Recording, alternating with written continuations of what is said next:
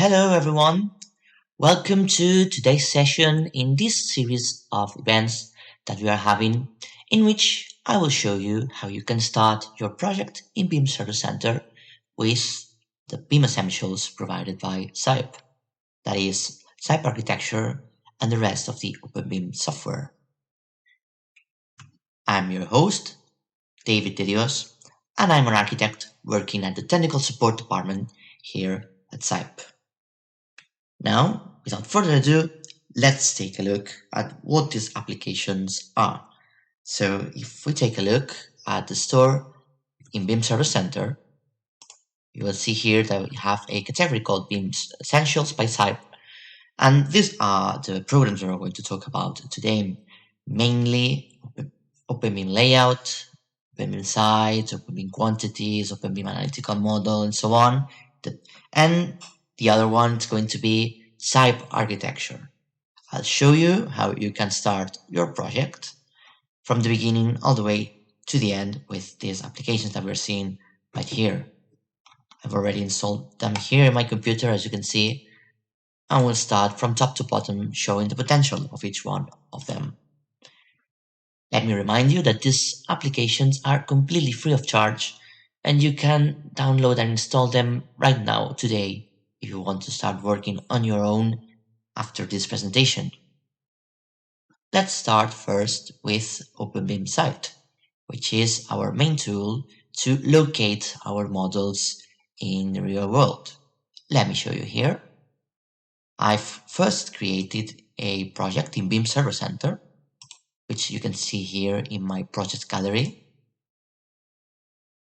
And this project right here contains, first of all, a series of IFC files that I've generated with all of these programs, as well as a work team, which includes my colleagues, which will be showing you in later days how you could continue with the rest of your project. And as you may imagine, if you want to start a project, we need a started IFC file. If you go here to content, you will see that right now we have some IFC files uploaded. And in this case, we've started with the site, with that location. So that's our started IFC. But if we wanted to, we could start, for example, with the architectural model. So it's really up to you if you want to start with the site or with the architectural model. Both are equally valid. In this case, we'll start with the site. And to do that, we need, as I said before, Openbeam site. So let's open Openbeam site. And you will see here I have created a topography, a location for my building with some surrounding buildings as well. And this kind of data will be relevant later when we are creating our analytical model for energy and acoustic analysis, for example. And maybe even in the future, we will be able to retrieve geotechnical data in regards to where you have located your building.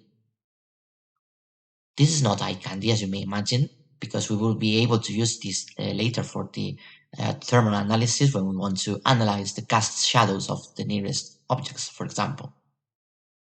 So you may be asking, how did I create all of this? Well, first of all, we have to go here to the general parameters and we have to geolocate our building. We can set a series of geographic coordinates, which you can see here. Or you can use a database, which up until now, we only have the Spanish one available, but in the near future, we have more cadastral databases available from around the world. And it would be a matter of selecting your state, your city, and your street. And the program would do the rest for you, as you may imagine. In this case, I've done this manually. I've set the latitude, longitude, and altitude of our plot of land where we will put our building. And I've also added some data for the postal address, as you can see here. I've located this building here in India, in New Delhi. And once I've located my building, I will be able to import all of this data from geotechnical servers or geodesic servers. Like, for example, in this case, I've got all of this from a Spanish server. So let's go, for example, to maps. And if we want to generate a map like this one that you can see right here, we could create it with a database.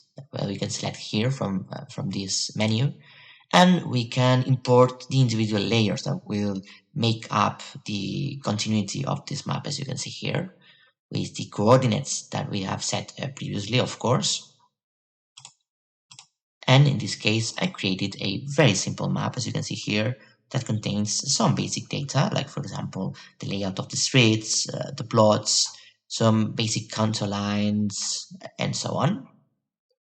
And it is not showing because we can also work with layers in this case.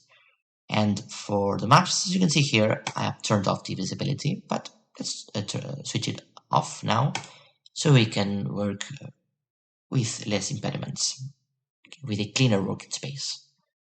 Now that we have created our maps, we could also import the topographic surfaces. And to do so, as you can see, it's very similar to what we have done up until now with the maps.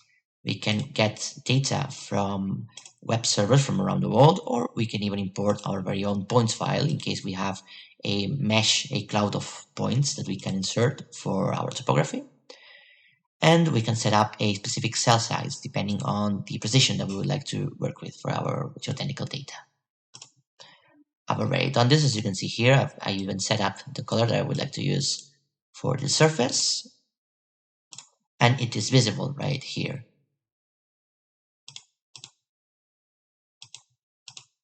So let's continue, and if we look back here at the projects tab, you'll see that we also have the parcels, the plots of land that you can see here that can be also imported from databases. So in this case, I've inserted some plots of land, as you can see here, and I can edit manually either through here, adding or removing nodes, as you will see, or I could create them later manually here inside components.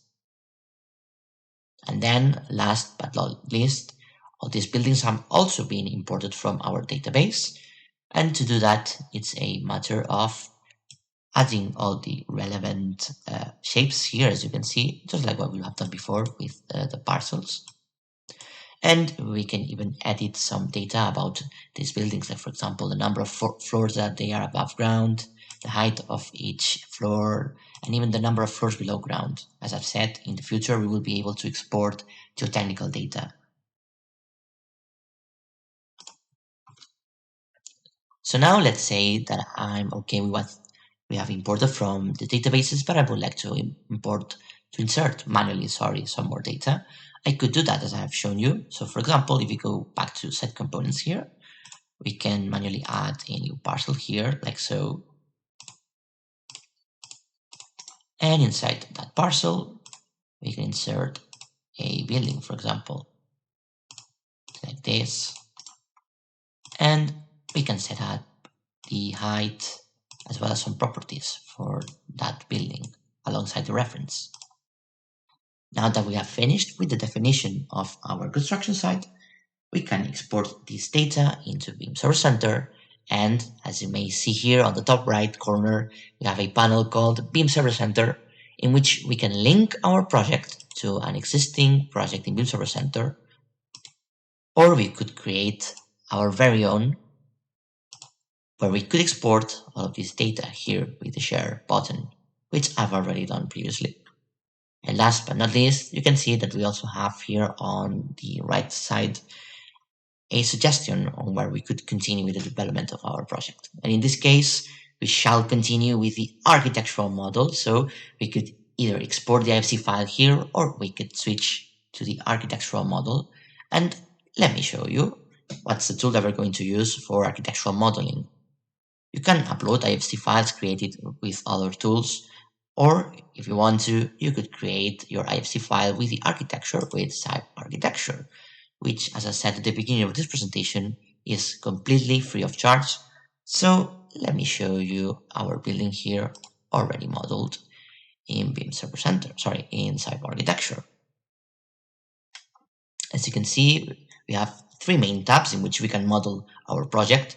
Those are the Sketch tab, the Architecture tab, and the Furniture tab.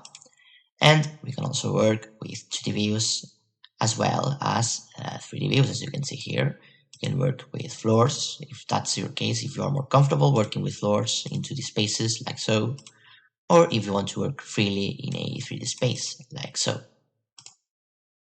We also can organize our data into layers, just like in any other CAD software, with the advantage that we are creating data that will be exported into our BIM project.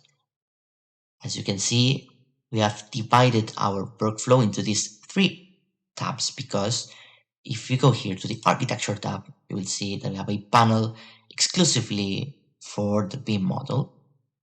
If we click here in the BIM model tool, you'll see that all of these elements are contained into a database that we will export in our IFC file, and each element has a reference as well as a series of technical data associated to it, like for example, which type we're going to use. For example, this is very useful if we were to model the structure of our building here, because we could reuse this type later in our structural analysis, as well as other relevant data like the level, height, category, dimensions, and so on. And all of this is done for all the construction elements, as you can see here. Besides columns and beams, we also have walls, floor slabs, and so on. So let's go back here to our working space, and you may ask, why is it that we have three tabs to start working? Well, that is because if you want to, you can start modeling a sketch with sketch elements, as you can see here, which will not be exported into the AFC file, but instead will be something to aid you in the design of your architectural model. You can work with references here like grids, or you could work freely in a 3D space with these drawing elements that we can see right here. The usual, as you can see, lines, surfaces, and so on. And last but not least, if you feel more comfortable working that way, you can also import templates, that is DXF or DWT files that already contain some drawing data, as you can see here, for example, and you can use that to base your model off of it. We can insert them here, as you can see, and we can assign them to different views. So for example, in this case, you will see that in the floor level, we are changing this template right here. And we can model our building accordingly in case we had the drawings already done in another CAD software, with the advantage that we will turn all of this data later in the Architecture tab into constructive elements, into elements that will be exported into the BIM model that I've shown you. Once we have our sketch and our files ready, we can start modeling the building as is. We can start adding elements in levels, for example, automatically creating views assigned to them, as you can see here. And we have a wide range of construction elements that we can insert into our building. Like, for example, if we go here to vertical elements, we'll see that we can insert things like walls, curtain walls, louvers, railings, and columns, which, by the way, if you want to model the structure of your building, you can also do that here inside Architecture. And in this step of the modeling, we do not get that much into detail into which element will do which function, but instead we are creating a geometrical enclosure of our building, so to speak, that will allow us later to reuse this data into the specific applications that we're going to work with. So for example, here we are only inserting the outlines of our structure, like the beams, columns, and so on. And then with the rest of the applications, specialist applications, we can generate an analytical model for all the structure using all of this data. If we continue, for example, with horizontal elements, same thing applies. We can add floor slabs, suspended ceilings, beams, roofs, openings like doors, windows, skylights, and so on. And last but not least, connections like stair spans, ramp spans, lifts, and their accessories. Let me show you how you could do this. Let's start, for example, adding a sketch. And we will create a surface on which we will be able to base our model, like you can see here. And now that we have our sketch ready, we can switch to the Architecture tab, and we can use this as a reference to insert our construction elements. Like, for example, I could insert a wall here, and I could define it, for example, by its polyline. So I could do something like this. Change its arrangement if necessary. And as you can see here, we can set a series of types that we will be able to use later in the rest of the applications. In this case, I've created some types for all the walls that I would be inserting into this model, and this will be useful later when we want to create, for example, an analysis model for the energy analysis, because this way we will be able to later define how the specific layers of each wall work. We can also reuse our sketch data to create other elements. So for example, if we go to horizontal elements, we could insert a floor slab reusing the sketch if we change the entry mode by surface area, like so. And we will be able to turn this sketch into an architectural element that will be exported into the BIM model, as I've shown you before.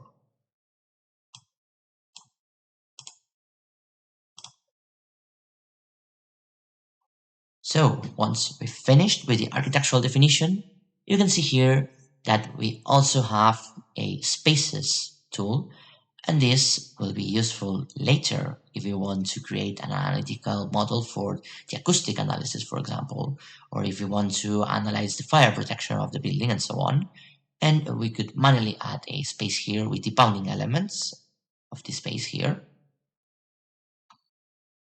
Now we could continue to the Furniture tab here, and at first glance you may think that this is just an eye candy feature that we have, but it's quite the opposite. Just the same way that we have inserted architectural models into our IFC file, you can also insert all these kinds of furniture, home appliances, sanitary appliances, and so on, in case we would like to reuse this data later, for example, to create a budget with all the furniture, or if we want to create the plumbing with the home appliances and sanitary appliances, or the electrical installation with the home appliances, as you can see here. And even if you want to, you could create the floor plans with another one of the applications I'm going to show you in this presentation. So you can add all of this data as well. And once you have added it here, you will see that it will be exported into the BIM model accordingly.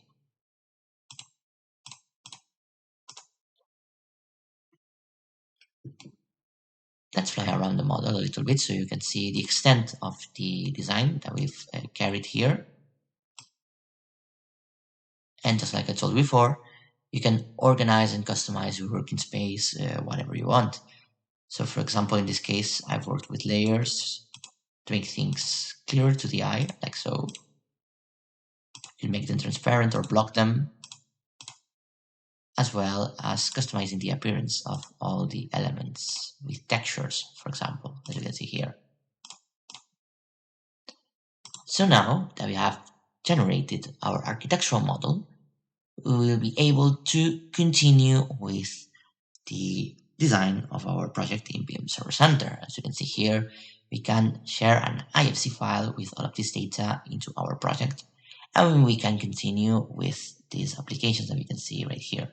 As I said before, we also have another application called Openbeam Layout, which we can use to create drawings from this architectural model, as well as with the rest of the IFC files you have uploaded to our project.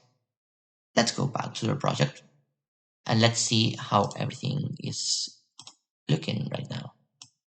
As you can see here, I am in the 3D viewer inside the project.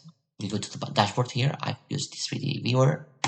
And right now we have the IFC containing the terrain created with Openbeam site, And now we've also exported an IFC file that contains the architectural definition of our building, created with CYPE architecture. So now that we have all of that, we can continue with third application that we have available in our BIM Essentials suite, and that is Openbeam construction systems. And this tool is used to define the layers that will make up the composition of your architectural elements that you have inserted inside architecture. If you recall correctly, inside architecture, we've worked with a very basic definition of our constructive elements. So for example, the walls that we have inserted are walls that only contain some basic data, like which type it is, the category, thickness, and so on.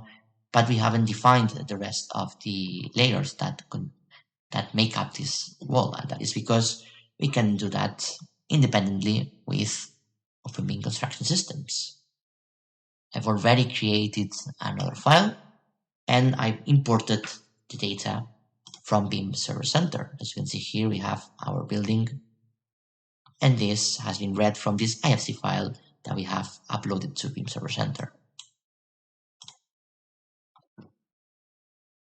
As you can see on the top left corner, we have our project tab, and here we can set up the construction systems that we will use for this specific project. This is very handy, as you may imagine, because if we want to work with multiple people at the same time, we could have someone responsible for the architectural definition of our building. That could be an architect, for example, and then the construction elements could be set up by an engineer that is carrying out the energy analysis, and then that engineer could change to their liking the composition of the different layers of our construction systems so they could comply with the requirements for our project. Let me show you here.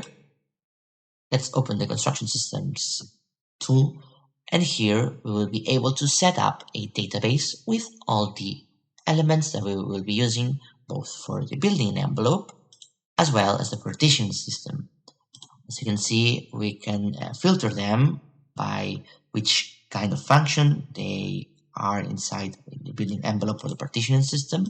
Like for example, facades, curtain walls, party walls, basement walls, roofs, and even doors, windows, skylights, and so on.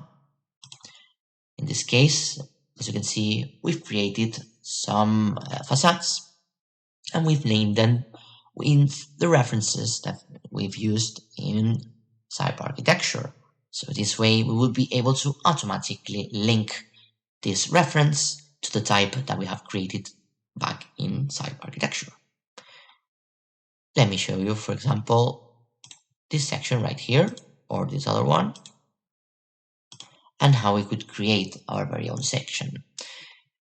We have to first name it with a reference that will coincide with the one that we've used previously in CYPE architecture, as I mentioned. We can give it a very brief description as well as some construction characteristics. And last but not least, we can set up the individual layers that will make up this section. We can work with pre-built sections from our catalog, as you can see here, or we could create our very own, adding all the individual layers. So for example, let's say that we were to add a new layer. You can see here that we can set a reference for that layer, as well as some characteristics, like for example, its thickness, its density, and the thermal parameters, of course, if we're going to use all of this data later for the energy analysis. As you can see, we can work with many pre-built materials from different libraries from around the world. And in this case, we could work, for example, with an international code, like, for example, this ISO code here. And it would be a matter of selecting the building material that we would like to use for this section. So, for example, we would be able to select gypsum here. And you will see that it has automatically changed the thermal parameters as well as the density. And it's a matter of setting the thickness that we would like to add for this layer, like so. We can also export this data in case we would like to reuse it for future projects. and we can even import sections that we have created previously in other projects. Once we finish with the definition of our building envelope and our partition system, we will be able to automatically assign these systems to our model, as you will see now. By clicking here in Assign Systems, we will be able to automatically link all of this to the surfaces, to the elements that we have created previously inside architecture, and then we will export all of this data back into BIMserver.center, so it will be useful later in the energy analysis, acoustic analysis, builds of quantities, and so on. We can also, if we want to, we could create a report with some basic data about this composition of the building, like for example, material descriptions and so on. And I've already done this previously, so let me show you the result.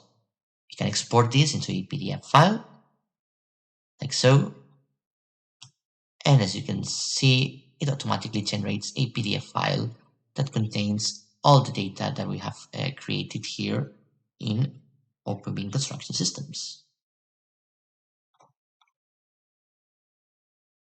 So once we've finished with definition of our construction materials, as I've said before, we will share this data into our project in BIMserver.center, and we will reuse this later.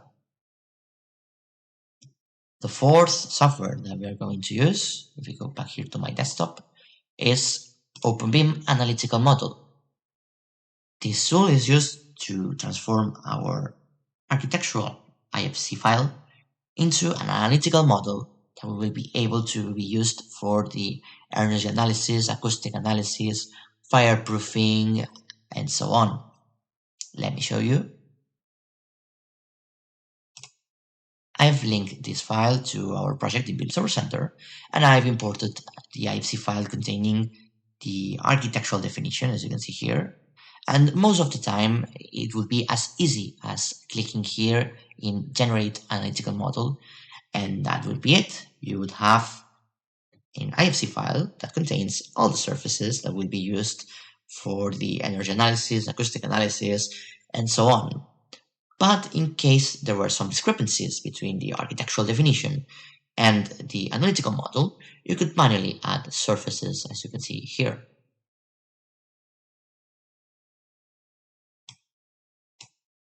We can also take a look at the surfaces that have been automatically generated for each space, as you can see here.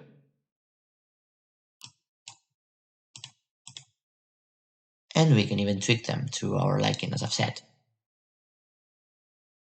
It would be a matter of exporting all of this data now into BIMserver.center, and we will have another file that will contain this analytical model. Let me show you. I've already exported this, so let's go back to BIMserver.center. And if we go to the contents of our project, you will see here that we have an IFC file containing the analytical model, which has been created by my colleague Daniel, which will show you in another day how you could create MEP installations with this data. So let's continue with the fifth element here, which is Openbeam Model Checker. Up until now, we have seen many different kinds of IFC files, and you may be asking, well, what happens with all of this mess? Of course, many times there could be errors with the files and clashes between all the different specialties. So how can we keep track of that? How can we manually and automatically detect all the clashes between the federated models? Well, that's why we have Openbeam Model Checker here. Let's take a look at Openbeam Model Checker. And as you can see, we have automatically imported all the IFC files from our project here. And we have imported files that contain structural data, architectural data, plumbing installations, electricity installations, and so on. We have selected here the IFC files that we would like to import to carry out the checking analysis. We can set out which floors we would like to import for this purpose, as you can see here, as well as the models we would like to use. In this case, as I've said before, we are working with MEP installations like the plumbing, the structural modeling, and the architectural modeling. If I were to turn off the layers, you would see here that we have our models here ready to be analyzed. Once I have my models ready, we could continue with the manual issues that we could detect. For example, if we wanted to notify one of our colleagues, the one responsible for this structure, that he or she has to change something for the structure, it would be a matter of selecting the elements that we would like to have in this new issue. Like for example, these beams right here. And then we would be able to add some data, like for example, drawing elements here, like lines, distances, which will be read automatically from the IFC file, as you will see here. Arrows, angles, and so on.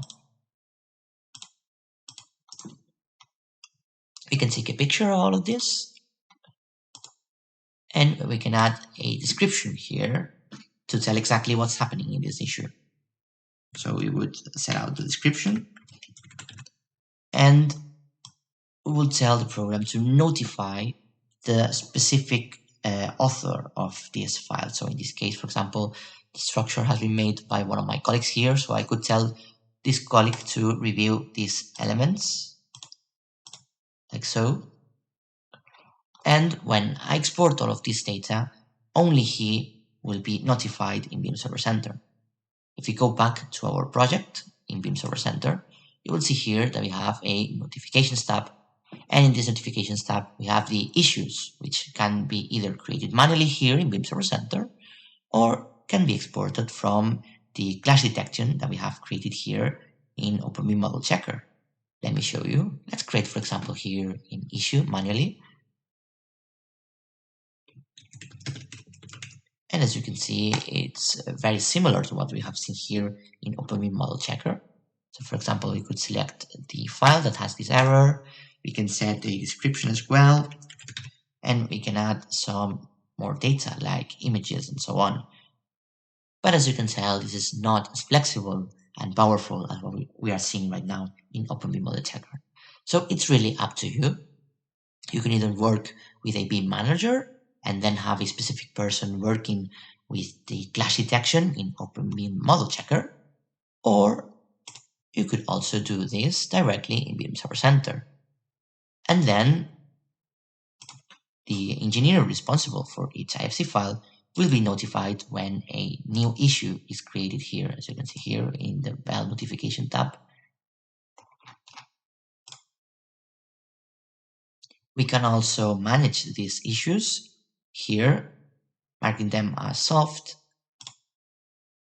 and seeing a history of all the changes that have been made to the issues, as you can see here. The requirements are automatically generated by the rest of the program, so we don't have to take care of this right now. If we continue with Openbeam Model Checker, you will see that we can also create an automatic clash detection with all the files. It is a matter of selecting the file combination that we would like to use. Remember, we're working with these models that we have imported from BIMserver.center. And we can tell which files we would like to compare and which classes we would like, which categories we would like to import. So for example, we could override things like walls for this clash analysis if we wanted to. And for the pipes, of course, we're going to select the pipes that we would like to analyze. And in a matter of seconds, by clicking here, detect clashes, you will see that we have automatically generated this list of clashes without the elements. Like here, for example, we have this vertical pipe that is clashing with all of these beams. Or for example, this other pipe that is clashing with this slab right here, and we can manually sort all of these clashes and add them as issues, so we can export them later. Here you can see, and we can do just like what we have done previously here with manual issues. We can add images to that. We can create an image of the actual view.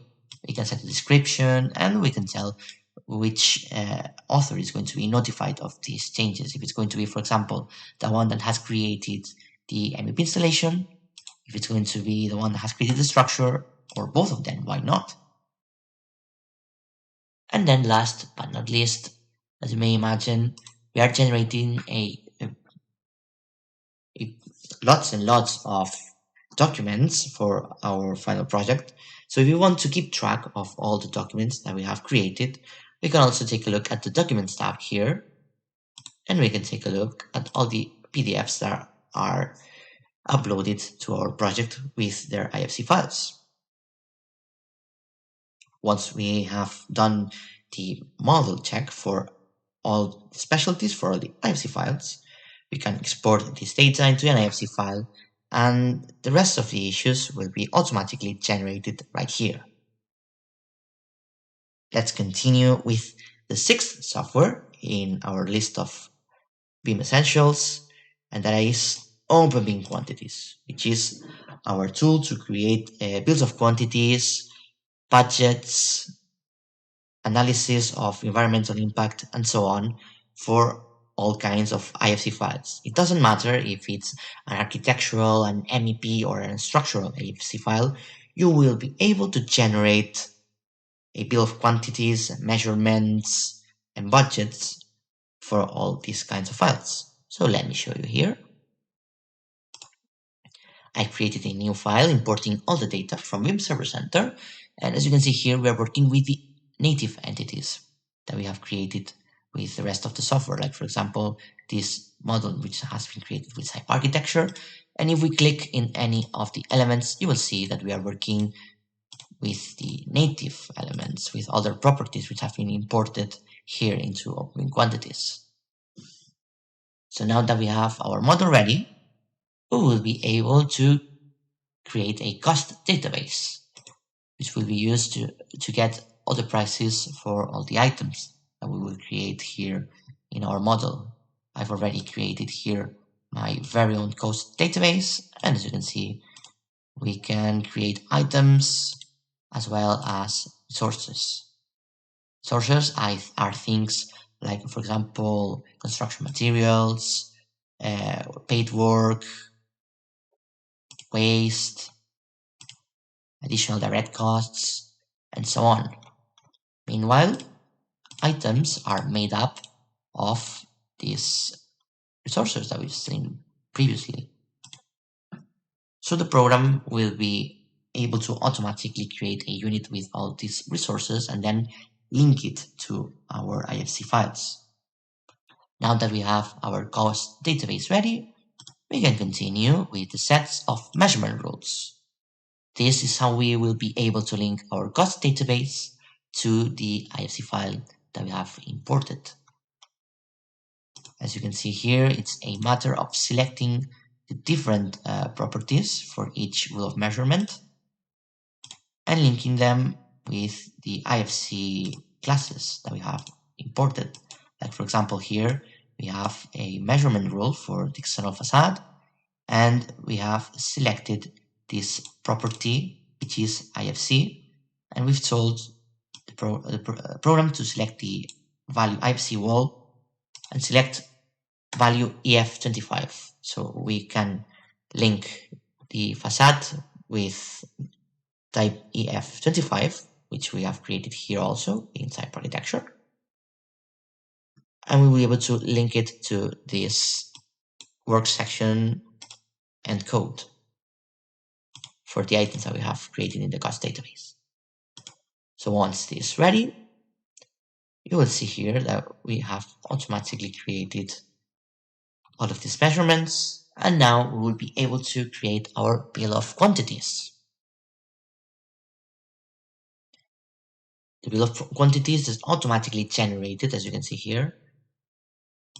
We can update the current bill, and we can set up the amounts to the currency that we would like to use. In this case, for example, I've worked with euros, but as you can see here in the general parameters, we can add new currencies. Like, for example, we could use Indian rupees if we wanted to. And once we have all of this ready, we have generated a bill of quantities report in mere seconds, as you have seen here. But in case we don't have all the data in the IFC file, we could also manually add items and work sections, as you can see here. In this case, for example, all that you are seeing right here has been measured automatically by the program, reading everything from the IFC file. And last but not least, we can create the reports, which will be able to export them into PDF files. We can create reports with quantities, with specifications, and even with environmental impact indicators. Like, for example, the tons of CO2 that we have created in the construction site for each construction material, the liters of water that we've used, and so on. Let me show you an example of a bill of quantities that we have created with Openbeam Quantities. As you can see, we have all the chapters automatically generated with all the measurements and costs that we have set up before in our project, exported into a easy-to-use PDF file.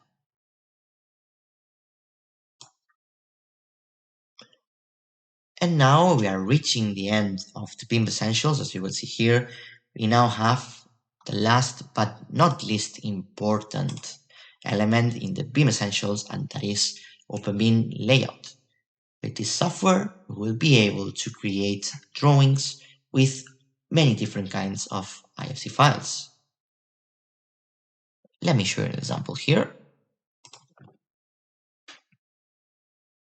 I've created a new file, and as you can see, this file contains a series of drawings of sheets that read off this IFC data that I have exported into BIMserver.center.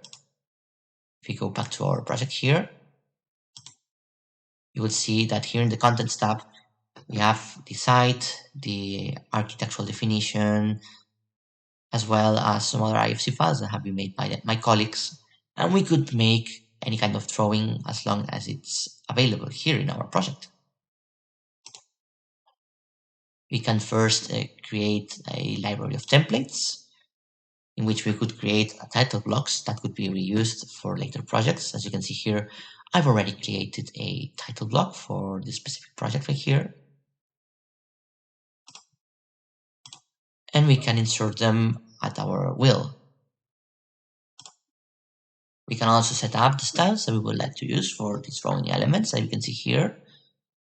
So we can massively edit all the different lines, text, fields, and dimensions according to its type, as you can see here. It's a matter of setting a new reference, line type, scale factor,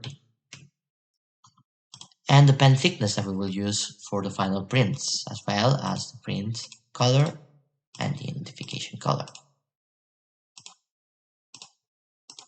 Same thing applies for things like, for example, text, fill, and dimension, as you can see here. I've already created some types and I have applied them to the rest of the drawing elements that you are seeing here. Once we have set up the styles, we can continue with the 3D scenes. We can create a library of 3D scenes that we will be able to reuse later in the drawings. I created here another scene, but I could create another one that contains some specific IFC files. So for example, in this case, I could create a model that only contains, for example, the water supply. Or I could create only a file that contains the architectural definition, or only some parts of an IFC, as you can see here. And that's why you have to create scenes. It's a very easy way of setting up all the layers of the project that you would like to show in a single drawing. So once we have our scenes ready here, we could continue inserting these scenes here. But first, we have to create a sheet. So let's create a new drawing here on the left, as you can see. And we can then create a new group which will contain all of these drawings. I've already generated some groups, like for example here we have the plans group, which contains all of these drawings right here. I've also created some sections, some elevations, discover. So now let's create this new group right here. Let's add a new drawing to this group. Let's set the format that we would like to use. As you can see, we have already preloaded some paperweights, and we can upload the template that we have created previously here.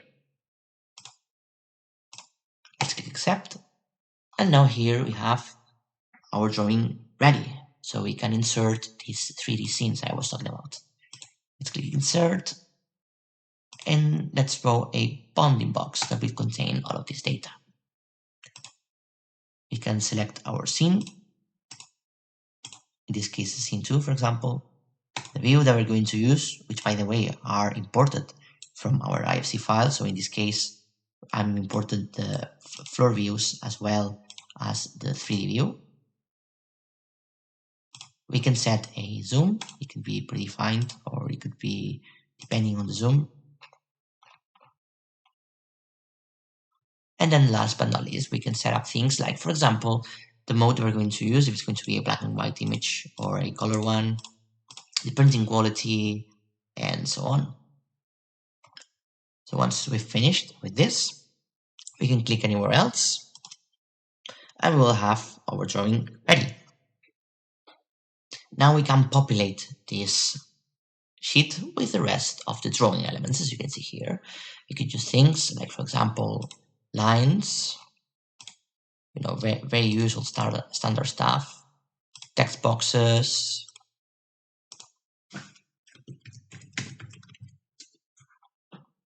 measurements, which by the way will be read automatically from our model, like so. For example, let's see the distance between these two points. And we can also add tags, which automatically read all of this data from our IFC file. So for example, in this case, if you want to know properties of this vertical pipe, it would be as easy as selecting this pipe. And you will see here that the program has automatically generated this description that has been read from the IFC file containing the pipes. We can also create sections in case our scene did not contain all of this data. So for example, let's go back here to the ground floor and we could create a section, an elevation in this case, of this floor right here. And the program will automatically generate this drawing here, which we can add freely.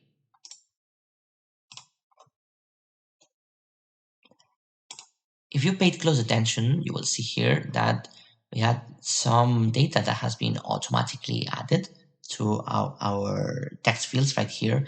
And that's because we can use substitute texts, which are a kind of variable that we can reuse throughout this project and other projects to automatically populate these text fields with data. So you can see here, we have predefined values, like for example, the sheet reference and the sheet number, which has been, as you can see here, automatically added here to this sheet. We are working with sheet number 7. So the program has automatically added this here. And if we were to add another one, for example, same thing would apply.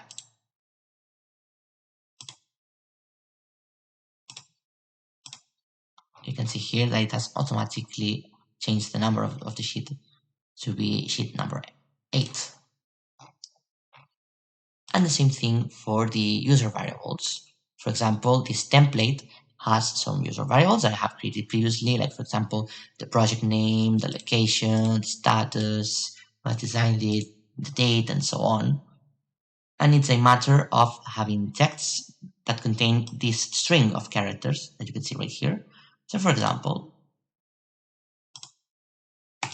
let's try adding an available variable here. So for example, let's set the project name, and you will see that this will be automatically switched to the variable that we have set here in substitute text. And if we change it here, same thing applies. Let's say, for example, oops, sorry.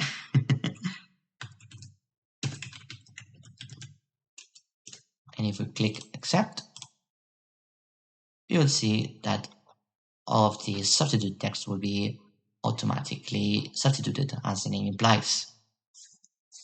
We can work with layers as we've done previously, for example, in CYPE architecture, or with any other kind of CAD software. And we can export all of these into a PDF file, like so. Let's click print. And as you can see, we can tell the program which files we would like to print and into which printing device. We can print it into a PDF file as well as the XF and DWG files. I've already done this previously, so let me show you the final result once more. And here we have it. We will have something like this once we have pressed the print button.